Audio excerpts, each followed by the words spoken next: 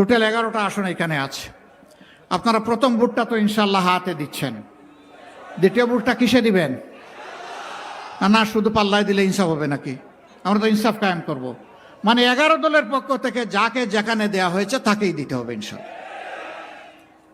কি দুর্বল জি না শক্ত জি?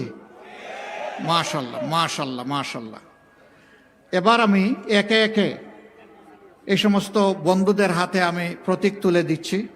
আল্লাহ তাআলার দরবারে দোয়া করি আমাদের এই তুলে দেওয়াটা আল্লাহ যেন কবুল করেন, যেন বরকতময় হয়, যেন জাতির তারা পথ প্রদর্শক হিসাবে, সেবক হিসাবে, মালিক নয় সেবক হিসাবে তারা যেন এগিয়ে আসতে পারেন, আল্লাহ যেন কবুল করেন।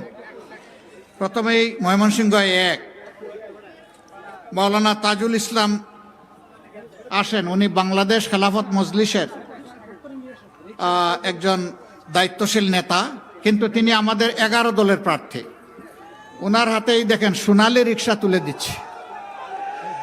আচ্ছা বাংলাদেশে বলেন তো গরিবের বাহন কি?